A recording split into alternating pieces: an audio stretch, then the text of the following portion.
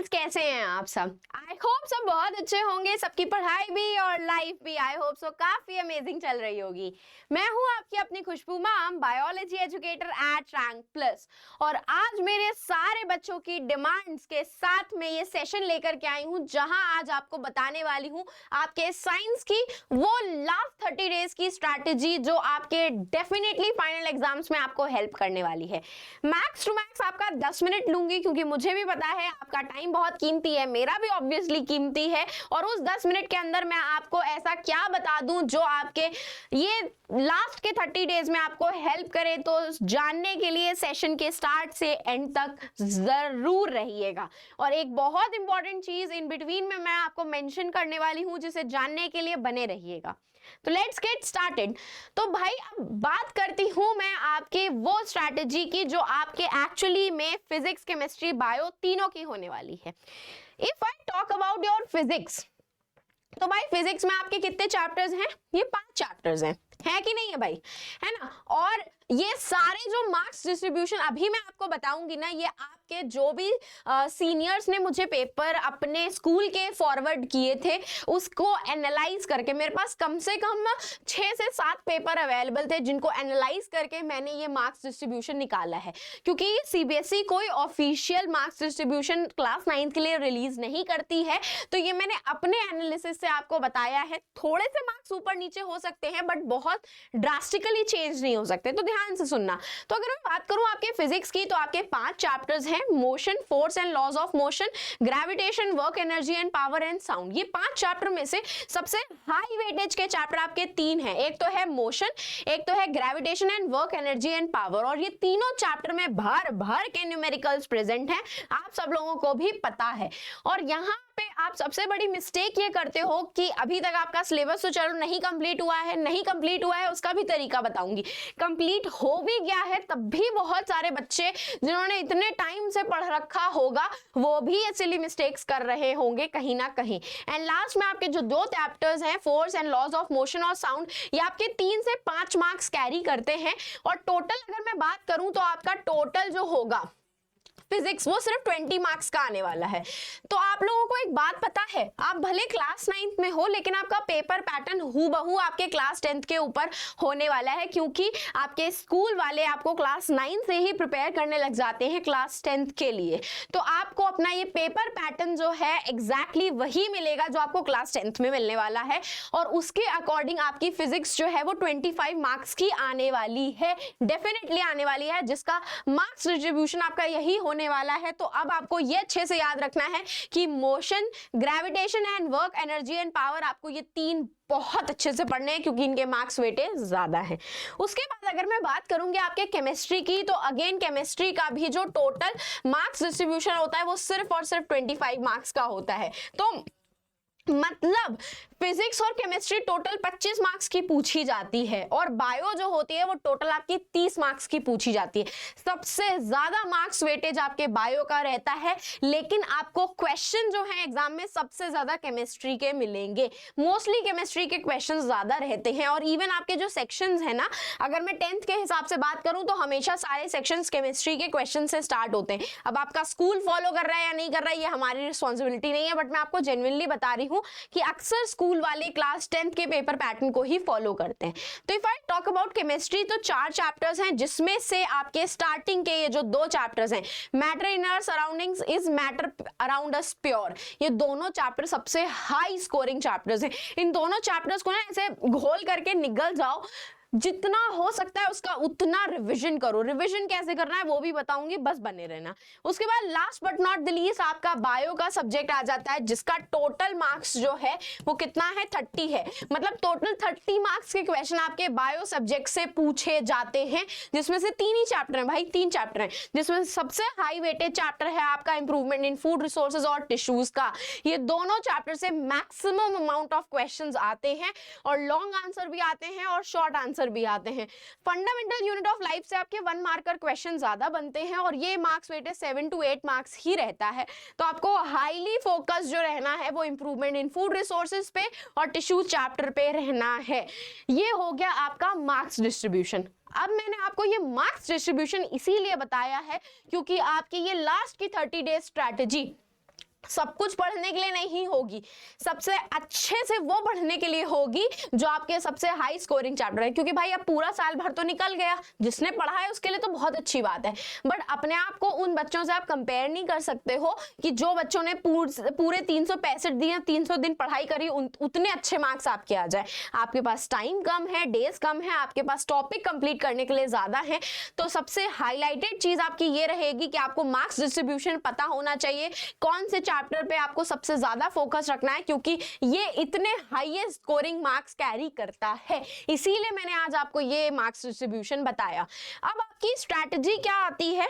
Go with the one shots, go with the one shots, long वाले हो short वाले हो, जिससे आपको समझ में आ रहा हो, go with the one shots.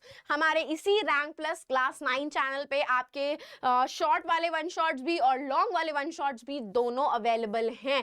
आपके रैपिड रिविजन के जो बच्चे ऑलरेडी इतने टाइम से पढ़ चुके हैं उनको रिविजन करना है, go with the one shots भाई।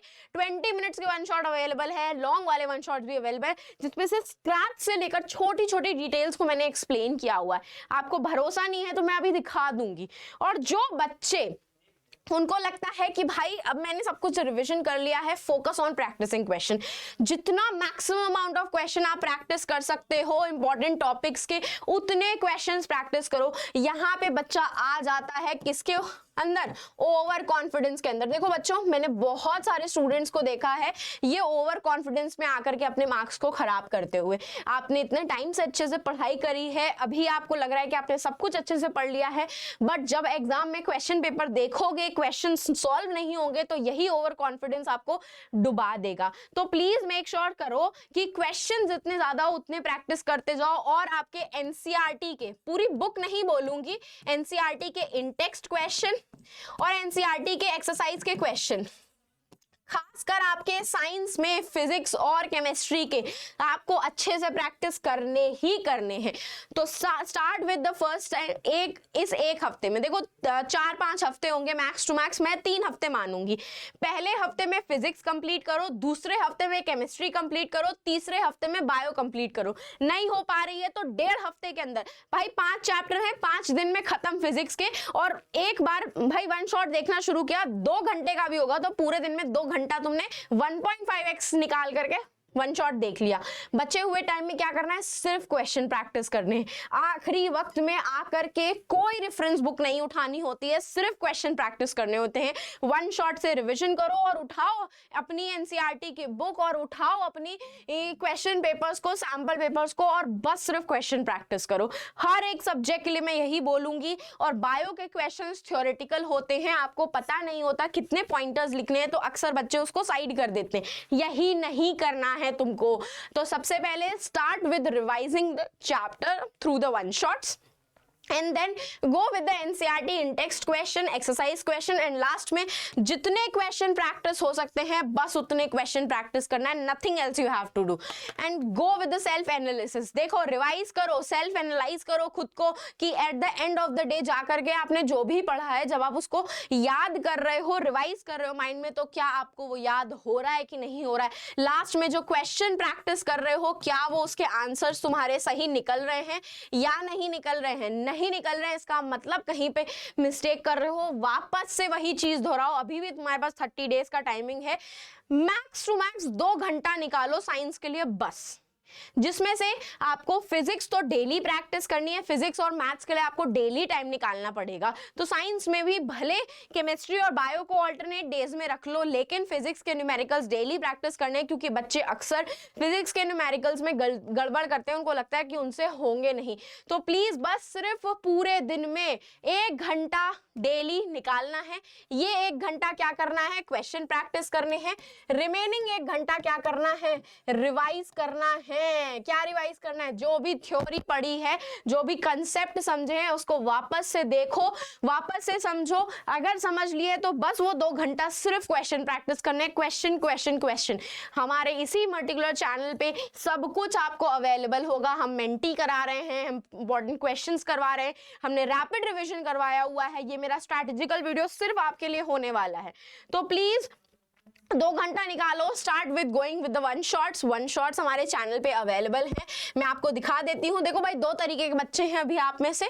एक बच्चा वो है जो सब कुछ पढ़ चुका है, एक बच्चा वो है जिसने अभी पढ़ना स्टार्ट किया है। तो अभी पढ़ने वाले बच्चे और जो पढ़ चुके हैं बच्चे, पढ़ चुके हैं, देखो तुम्हारे लिए 20 मिनट्स का वन शॉट अवेलेबल है, फंडामेंटल यूनिट ऑफ लाइफ का भी अवेलेबल है। उसी तरीके से आप लोग का ये वन शॉट हर एक सब्जेक्ट के लिए अवेलेबल है, सब सब्जेक्ट्स के लिए मोस्ट स्कोरिंग टॉपिक्स तक अवेलेबल है आप लोगों के बायो के लिए कि क्या क्या होने वाले हैं। और अगर आपको वन शॉट्स जानने हैं जो लॉन्ग आर वाले हैं, वो तक आपके यहाँ पे अवेलेबल है। ये देखो, chapter wise most important NCERT question available है, ग्रेविटेशन का वन शॉट अवेलेबल है, इंप्रूवमेंट इन फूड रिसोर्सेज के इंपॉर्टेंट क्वेश्चन अवेलेबल है, सब कुछ अवेलेबल है हमारे चैनल पे। ये देखो, इंप्रूवमेंट इन फूड रिसोर्सेज का one shot, NCERT solution, tissues का वन शॉट आप लोगों का, पॉलिनोमियल्स का वन शॉट, मोशन का वन शॉट, हर एक चीज, फंडामेंटल यूनिट ऑफ लाइफ का वन शॉट, सब कुछ अवेलेबल है। जाओ,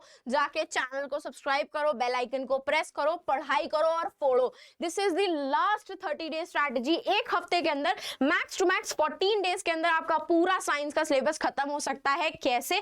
बस जाओ, वन शॉट्स को देखो, वन शॉट एक बार खत्म हो जाए उसके बाद उस चैप्टर से रिलेटेड क्वेश्चन प्रैक्टिस करो। बस ये 2 चीज के अलावा और कुछ नहीं करना है। कोई रेफरेंस बुक मत उठाओ, कुछ भी इधर उधर की एडवाइस नहीं लेनी है।